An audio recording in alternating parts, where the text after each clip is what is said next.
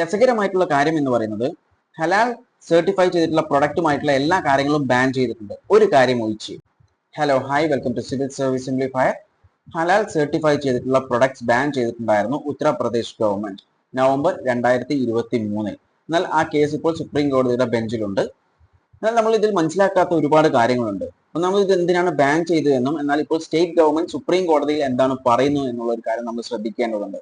അതിനു മുമ്പായി എന്താണ് ഹലാൽ എന്നുള്ള ഒരു കാര്യം നമുക്ക് നോക്കാം. ഹലാൽ എന്ന് പറയുന്നത് ഒരു അറബിക് ടേം ആണ്, ഇസ്ലാമിക് പ്രാക്ടീസ് ആണ്. അതായത് ഹലാലിന്റെ മീനിങ് എന്ന് പറയുന്നത് ലോഫുൾ യൂസ് ആണ്. അതായത് ഇസ്ലാമിൽ അല്ലെങ്കിൽ മുസ്ലിംസിന് എന്താണ് ലോഫുൾ ആയിട്ട് ഒരു പ്രൊഡക്റ്റ് യൂസ് ചെയ്യാൻ പറ്റും എന്നുള്ള ഒരു കാര്യമാണ്. അതായത് ഏതൊക്കെ സാധനങ്ങളാണ് ലോഫുൾ ആയിട്ട് അവർക്ക് ഉപയോഗിക്കാൻ പറ്റുക എന്നുള്ള ഒരു കാര്യമാണ് ഹലാൽ എന്നുള്ള വാക്കിനെ കൊണ്ട് ഉദ്ദേശിക്കുന്നത്.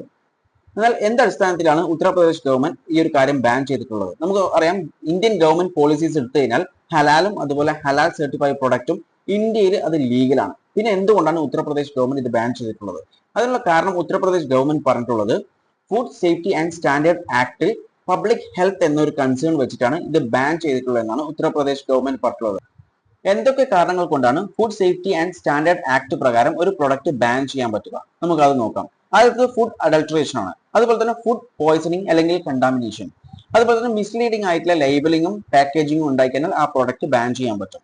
ഇല്ലെങ്കിൽ മിസ്ലീഡിംഗ് ആയിട്ടുള്ള അഡ്വർടൈസ്മെന്റ്സ് കൊടുത്തു കഴിഞ്ഞാൽ. അതുപോലെ തന്നെയാണ് സബ് സ്റ്റാൻഡേർഡ് ആയിട്ടുള്ള ക്വാളിറ്റിയാണ് അതിൽ യൂസ് ചെയ്യുന്നുണ്ടെങ്കിൽ, അല്ലെങ്കിൽ അൺഹൈജീനിക് കണ്ടീഷൻസ് ആയിരിക്കണം. ഇതൊക്കെ കാരണം കൊണ്ടാണ് ഒരു ഫുഡ് പ്രൊഡക്റ്റ് നമുക്ക് എന്ത് ചെയ്യാൻ പറ്റും, അല്ലെങ്കിൽ food safety and standard authority അല്ലെങ്കിൽ ആ ആക്ട് പ്രകാരം എന്ത് ചെയ്യാൻ പറ്റും, ബാൻ ചെയ്യാൻ പറ്റുന്നത്. എന്നാൽ അതൊന്നും ഈ ഒരു ഹലാൽ സർട്ടിഫൈഡ് പ്രൊഡക്റ്റിൽ അവർ കണ്ടെത്തിയിട്ടില്ല.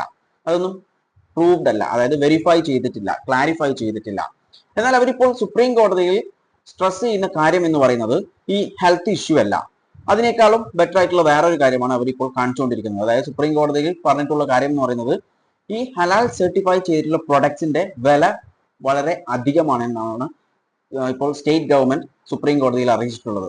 എന്നാൽ നമ്മൾ മനസ്സിലാക്കേണ്ട ഒരു കാര്യമുണ്ട്, ആരോടും ഒരു പ്രൊഡക്റ്റും വാങ്ങിക്കണമെന്ന് നിർബന്ധം പിടിക്കുന്നില്ല എന്നുള്ളൊരു കാര്യം. അതായത് അതിന് നമുക്ക് നമുക്ക് ഇഷ്ടമുള്ള പ്രൊഡക്റ്റ് വാങ്ങിച്ചാൽ മതി, ഈ പ്രൊഡക്റ്റിനെ വാങ്ങിക്കണമെന്ന് മാൻഡേറ്ററി ആയിട്ടൊന്നുമില്ല.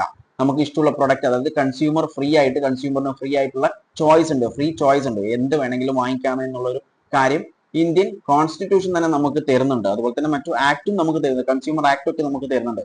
നമുക്ക് ഇഷ്ടമുള്ള സാധനം ചോയ്സ് ഉണ്ട്, നമുക്ക് ഇഷ്ടമുള്ള കാര്യങ്ങൾ നമുക്ക് പർച്ചേസ് ചെയ്യാം. ഇപ്പോൾ ഹലാൽ സർട്ടിഫൈ ചെയ്തിട്ടുള്ള പ്രൊഡക്റ്റിന്റെ പ്രൈസ് കൂടുതലാണെങ്കിൽ തന്നെ അത് തന്നെ വാങ്ങിക്കണമെന്ന് നിർബന്ധമൊന്നുമില്ല. നമുക്ക് വേറെയും അതേപോലത്തെ സിമിലർ പ്രൊഡക്റ്റ് ഉണ്ടാവും, അത് വാങ്ങിച്ചാൽ മതി. അതുകൊണ്ട് ആ പ്രശ്നം അവിടെ വരുന്നില്ല. അതുപോലെ തന്നെ ഇത് ഇന്ത്യ എന്ന് പറയുന്നത് ഒരു മിക്സഡ് ആയിട്ടുള്ള എക്കണോമിയാണ്. അതായത് സ്റ്റേറ്റ് എക്കണോമി അല്ല, സ്റ്റേറ്റ് റെഗുലേറ്റ് ചെയ്യുന്ന ഒരു എക്കണോമി അല്ല.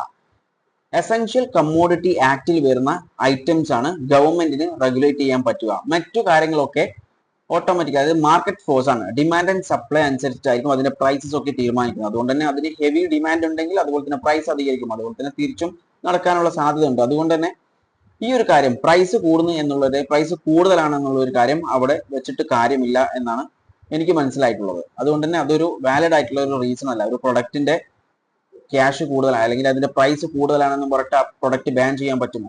ഇല്ല. പിന്നെ എന്തുകൊണ്ടാണ് ഇത് ചെയ്തിട്ടുള്ളത്? ഇതിൽ രസകരമായിട്ടുള്ള കാര്യം എന്ന് പറയുന്നത് ഹലാൽ സർട്ടിഫൈ ചെയ്തിട്ടുള്ള പ്രൊഡക്റ്റുമായിട്ടുള്ള എല്ലാ കാര്യങ്ങളും ബാൻ ചെയ്തിട്ടുണ്ട്, ഒരു കാര്യം ഒഴിച്ച്.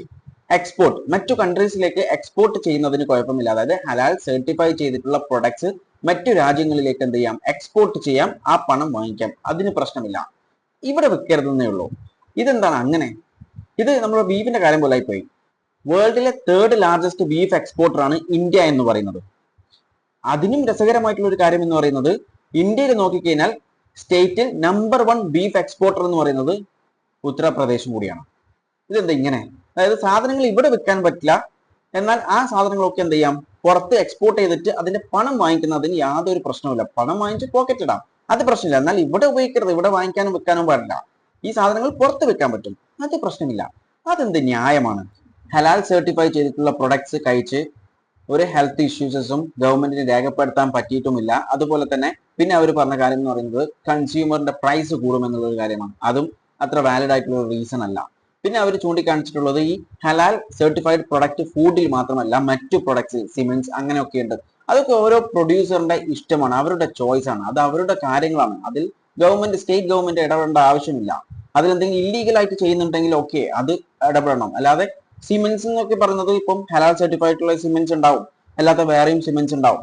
അത് അവർക്ക് ഏത് കൺസ്യൂമറിന് ഇഷ്ടമുള്ള കാര്യങ്ങൾ വാങ്ങിക്കാം, അത് അത്രേ ഉള്ളൂ. അതിന് വേണ്ടി വെറുതെ ബാൻ ഒക്കെ ചെയ്യേണ്ട ആവശ്യം എന്താണ്? ഇനി ബാൻ ചെയ്യണമെങ്കിൽ തന്നെ ഹെൽത്ത് കൺസേൺ ആയിട്ടുള്ള ഒരു കാര്യവും അവിടെ പ്രൂവ് ചെയ്യാൻ പറ്റില്ല. അതായത് food safety and standard act പ്രകാരം ബാൻ ചെയ്യാൻ പറ്റില്ല. പിന്നെയുള്ള കാര്യം എന്ന് പറയുന്നത് അവർ പറയുന്നത് പ്രൈസിന്റെ കാര്യമാണ്. ഹൈ പ്രൈസ് ചുമത്തുന്നു എന്നുള്ളൊരു കാര്യം. അങ്ങനെയാണെങ്കിൽ ഈ കാര്യം തീരുമാനിക്കേണ്ടത്, അല്ലെങ്കിൽ അത് ഇൻവെസ്റ്റിഗേറ്റ് ചെയ്തിട്ട് അത് പ്രൂവ് ചെയ്യേണ്ട കാര്യം എന്ന് പറയുന്നത് കോമ്പറ്റീഷൻ കമ്മീഷൻ ഓഫ് ഇന്ത്യയാണ്. അത് അവർ ഇൻവെസ്റ്റിഗേറ്റ് ചെയ്തിട്ടാണ് അതിനൊരു കാര്യം തീരുമാനിക്കേണ്ട ഉത്തരവാദിത്വം അവർക്കാണ്. അപ്പൊ അത് അവർ ചെയ്യേണ്ട കാര്യമാണ്. ഇതിനെക്കുറിച്ച് നിങ്ങളുടെ അഭിപ്രായങ്ങൾ കോമെന്റ് ചെയ്യുക. വീഡിയോ ഇഷ്ടപ്പെട്ടാൽ ലൈക്ക് ചെയ്യുക. ഇൻഫോർമേറ്റീവ് ആയാൽ മറ്റുള്ളവരിലേക്ക് ഷെയർ ചെയ്യാൻ ശ്രമിക്കുക. And thanks for watching me and stay tuned for another video. Okay, thank you.